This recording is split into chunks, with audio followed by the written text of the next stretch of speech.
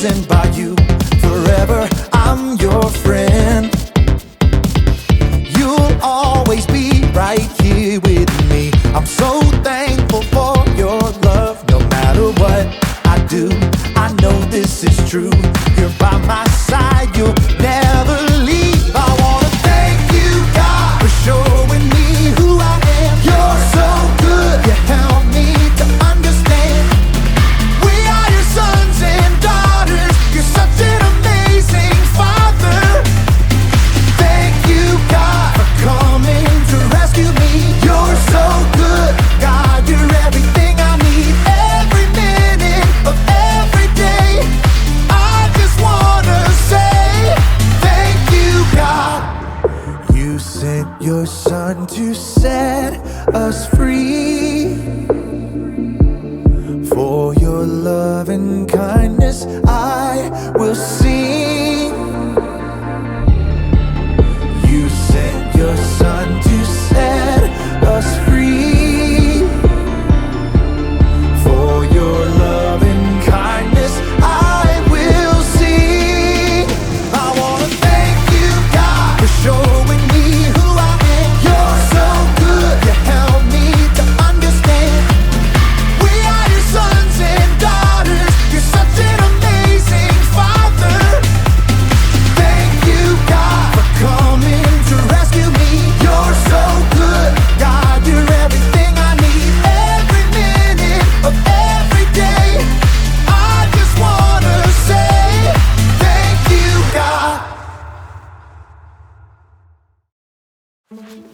Welcome to Story Lab. This week, we're talking about humility, while we take a look at the story of a really unusual breakfast.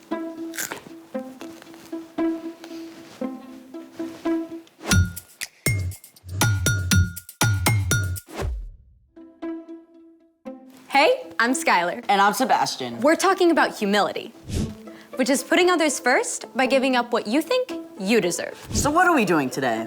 This. Taking out the trash. Take a look inside. Okay. Hold on. I feel like I'm doing surgery. Go ahead. One banana peel, eggshell, more eggshells, I like omelets. coffee grounds. Dark roast. This is the way. Ooh. Why are we doing an archaeological dig of your breakfast? Not just my breakfast. Let me guess, you lost a contact? Nope. I give up. What do you see? A bunch of garbage. I see pure gold.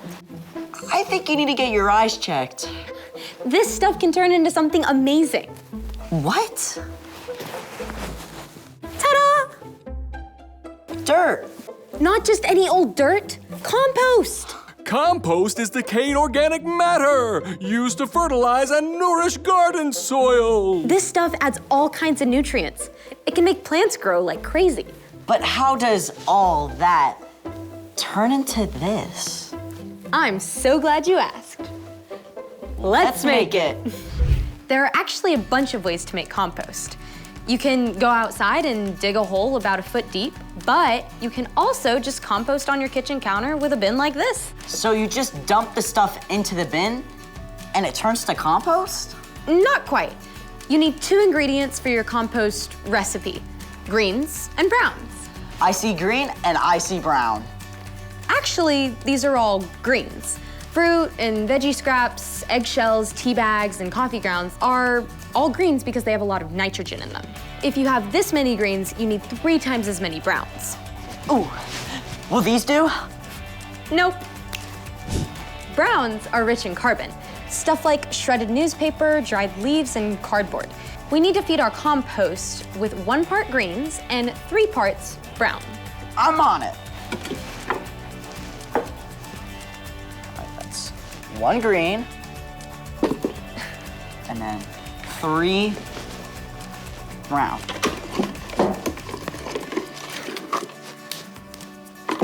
There we go.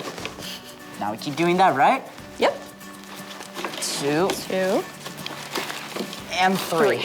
And then we need 1 of this. Yes. Well, it is basically garbage. That's it? Pretty much. You can feed your bin greens and browns, and with the right balance of carbon and nitrogen, it'll help it decompose quickly. And it also helps to turn it over every few days. What a cool way to turn something no one wants into dirt. Really helpful, awesome dirt.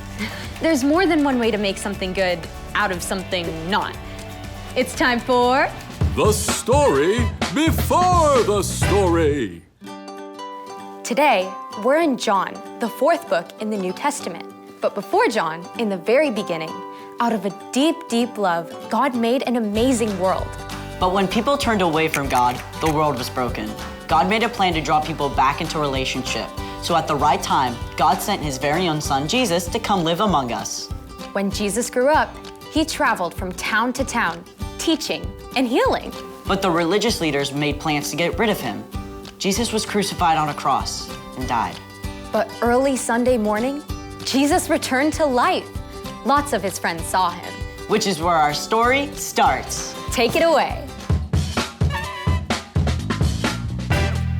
Hey everyone, I'm Chloe. Hey, Chloe. After Jesus defeated death, he appeared to Mary Magdalene and then to his closest friends, and lots of other followers too. We can only imagine how amazed and overjoyed they were, and how many questions they had, especially Peter. I said 3 times I didn't know Jesus. Is he angry with me? Does he still want me to be his friend? It was true. The night before Jesus was crucified, Peter had promised he would die before denying Jesus. Where I am going, you can't follow now, but you will follow me later. Lord, why can't I follow you now? I will give my life for you. Will you really give your life for me? Before the rooster crows, you will say 3 times that you don't know me. Within hours, Jesus was arrested. Many of Jesus' friends had fled, but Peter followed behind, trying to remain unnoticed. As Jesus was questioned by the high priest, Peter stayed outside, warming himself by a fire. A servant girl questioned him. You aren't one of Jesus' disciples too, are you? Peter was cold and scared, so he let fear take over. I am not. 2 more times, Peter denied knowing Jesus. Then, a rooster crowed, just as Jesus had said, and Peter realized the terrible thing he had done. That had only been a short time before. Even though Jesus was now alive again, Peter wasn't sure what Jesus thought of him. So, Peter did what he often did when something was bothering him. He gathered a few friends and went fishing. All night long, they threw out their nets, but by early morning, they still hadn't caught a single fish. As they returned to shore, they saw a lone figure standing there. Friends, don't you have any fish? No. Throw your net on the right side of the boat. There you will find some fish. That makes 0 sense. Even though it seemed ridiculous, Peter gave it a try. And within moments, the net was so full of fish, they couldn't even pull it onto the boat. It's Jesus. In his excitement, Peter forgot his worries and splashed as fast as he could toward Jesus. When he reached the shore, Peter found that Jesus had already cooked fish over a campfire. Come and have breakfast. Jesus offered the fish and some bread to Peter and his friends. The last time they had eaten together was the night Jesus died. But so much had happened since then. They may have been quiet as they ate, wondering how things would be different now. When they finished breakfast, Jesus called Peter aside. Maybe they took a walk on the beach. I bet Peter's heart was pounding fast. This is it. Peter, do you love me more than these others do? This was not what Peter expected. He took a deep breath and answered. Yes, Lord. You know that I love you. Feed my lambs. Now, let's be clear. There were no sheep on the beach. Jesus didn't mean for Peter to take some lambs out into a field of green grass. But many times, Peter had heard Jesus call himself the Good Shepherd, while the people around him were like sheep. Jesus wants me to take care of the people who follow him. Again, Jesus asked, Peter, do you love me? Yes, Lord. You know that I love you. Take care of my sheep. Peter was getting anxious again. Why had Jesus asked a second time? Didn't Jesus believe him? A third time, Jesus asked. Peter, do you love me? Lord, you know all things. You know that I love you. Feed my sheep. Peter was frustrated that Jesus kept repeating this until he realized. Jesus has asked me 3 times if I love him. Maybe that's once for every time I said I didn't know him. Jesus had not only forgiven Peter, Jesus was inviting Peter to care for all the people who would follow Jesus now and in the years to come.